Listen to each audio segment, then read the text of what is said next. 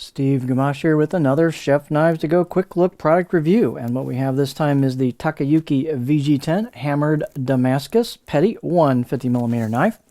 And the way these are constructed is it's multiple layers of all stainless. So we've got soft stainless cladding, multiple layers of that over one center core cutting edge steel of VG-10. Full stainless steel, heat treats about 60 Rockwell on that. And if you look, you can kind of see these layers show up here. So this is also has a hammered pattern to it. There we go. So you can see when the knife gets ground down towards the edge, those layers start to appear, and then you've got a kind of a random hammered pattern on the sides as well. So it's an all stainless blade. Fit and finish is nicely done. It's got a nice aesthetic to it. The weight and dimensions on these can vary just a little bit from knife to knife, but this particular one is 93 grams or 3.3 ounces. Edge length right about 148 millimeters, or just slightly under the 150. The overall length about 260 millimeters for the whole knife.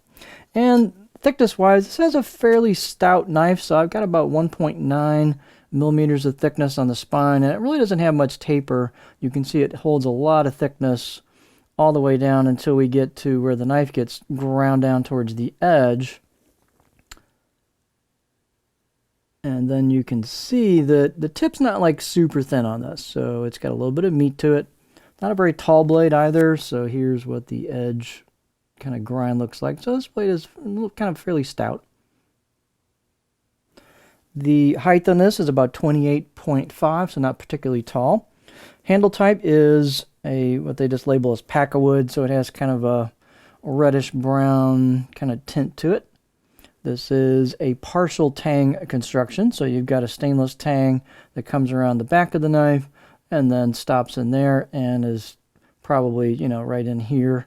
So it doesn't, so what that does is lighten up the handle for you a bit. And you can see it's fairly thin at the neck. Nice fit and finish on this. This has what's known as a kind of a pinned-on bolster on either side. And so it doesn't have an integrated bolster where it just flows into the blade. That will lighten the handle up a little bit, which helps bring the balance point back forward a bit. It's obviously a small, kind of a lighter blade, so there's your balance point. Let's get our beauty shot here. So it's kind of reflective. So let's see what we can come up with here. Probably about as good as we're going to get. So, close-up look on the right side of the blade. As you would be holding it, there is kind of a screened-in kanji and notation there. So, maker's information. And you've got the hammered pattern, just kind of a random shaped hammered pattern. And then you've got the cladding with the layers and then the core steel here at the edge. Here is the left side of the blade, which doesn't have any kind of markings on it, but there again, it's got your kind of random hammered pattern to it, and the layers, and the core steel. Fit finish is nicely done. There's a little bit of relieving to the corners of the spine, and they've got a little bit of relieving to the corners of the choil here into the handle, and so it's comfortable. I'd say edge out of the box, maybe 5 out of 10. It's a decent edge. It needs a little bit of cleanup on a couple of spots, so this could definitely be cleaned up slightly and definitely get sharper. So this will get sharper than it is out of the box. The blade is fairly stiff, as we mentioned. Let's look at what this might do on a cutting board. It's a fairly short blade from a height perspective, not length, but height. So you're not going to have a lot of clearance on the board, but here's what the cutting board profile looks like. And it's actually kind of a mini Gyuto kind of profile. You've got a fair amount of belly towards the tip, so I can get pretty high there.